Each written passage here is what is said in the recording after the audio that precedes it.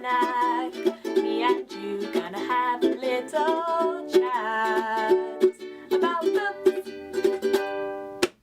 Hi guys, I am here today to do a book review, and the book that I'm going to be reviewing is Legion Skin Deep, which is book number 2 in the Legion series by Brandon Sanderson. This is a very light-hearted series which focuses on the main character of Stephen Leeds, who is a mid-30-year-old man who suffers from psychosis, which basically means that you have hallucinations and think that you're seeing things that other people don't see. In the first story in this series, which is just called Legion, we follow Stephen with his aspects, as he calls them. Basically, he sees hallucinations of various different people, various different races, with different skill sets inside of his mind. No one else can see them, just him, and he calls them his aspects. Now, these people basically all have their own skill set, and they are all highly trained individuals in their own field and area, which means that they can help Stephen to really figure things out. He's very intelligent because of their input, which means that he is a great investigator. The first story is decent, but it's not brilliant. I didn't end up loving it. I think I gave the first one 4 stars. The second story, however, which is Skin Deep, I ended up giving a 4.5 star rating. I thought it was really good, and it was a massive step up from the first one, which was great. And I ended up listening to this as an audiobook, which I think really made it even more interesting. So, as I say, in this book we do follow the same hallucinations as in the first one, because he has, I think, 45, 47, something between there, different hallucinations, whom he can call on in different circumstances to help him and aid him. Now, he has different ones who appear all through the storyline. We see a vast array of different characters, but there are a few who are constantly with him, his most prized aspects, so to speak, and they include JC, who is a very lovable, funny character. He's highly interested in guns, ammunition, spy work, all that sort of thing. He's very military, highly trained, sort of quite comical and funny character, and we really enjoy him. I love him as a character. I think he might even be my favourite character in the whole series so far.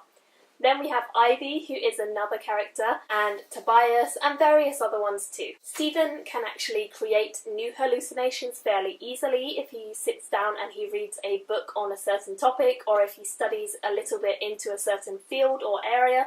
Then a new hallucination will probably appear within his brain, which means that he will then be very well versed in a certain subject without doing a large amount of work, meaning he can basically solve crimes on any scale, on any sort of spectrum, with very little preparation, which is a great thing for the police or private investigators or anyone who wants to hire him or bribe him or blackmail him. Unfortunately, without his aspects, Stephen is quite a dull character. It really is the aspects who bring this story to life. He is not a great character.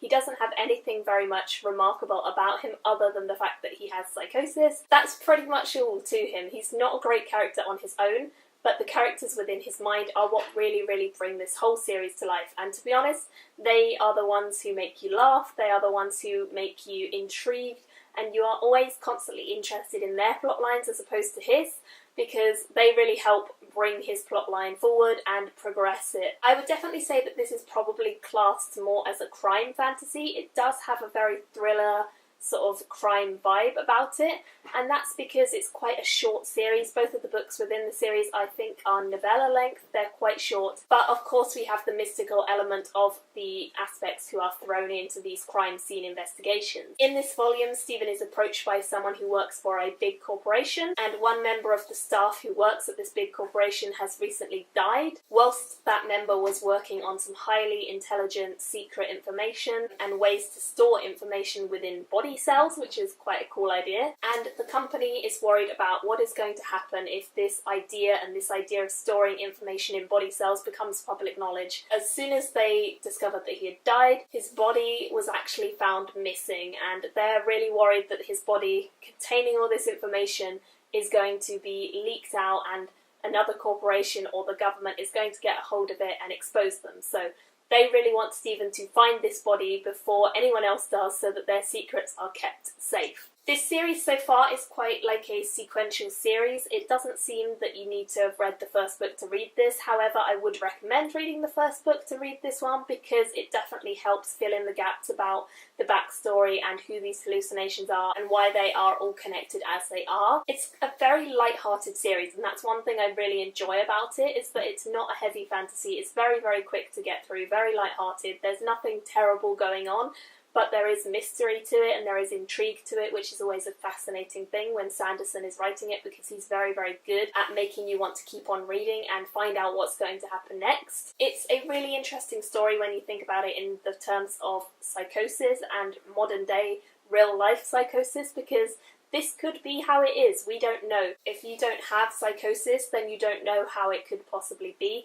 And this story really makes you think about that. So in terms of that, I think it's a great sort of awareness-raising story. It is a great, light-hearted, fun story, but of course there are people in the real world who do have this condition and who do suffer in this way or are helped by this condition. It goes both ways. I think that's a really interesting talking point, and that makes this story a little bit interesting, a little bit quirky, but also makes you think about things, which is a really cool thing. Overall, I would definitely recommend this series. I always think that I'm not going to love it as much as his other high fantasy books, but I do end up really enjoying this little series because they are just really entertaining. The characters that he's created for this series and the idea of them all helping Stephen out as he adventures around on these various different crime scenes and investigations just makes it a really fun series. Definitely one that is very fun for, I would say, teenagers and also adults. I would love to know what you guys think of this. It's only just recently been released, so if you've read it, let me know what you thought of it, or if you want to read it, then I would love to hear that too. Thank you guys for watching, and I will see you all very soon in another video. Bye! Me and you gonna have a little chat about the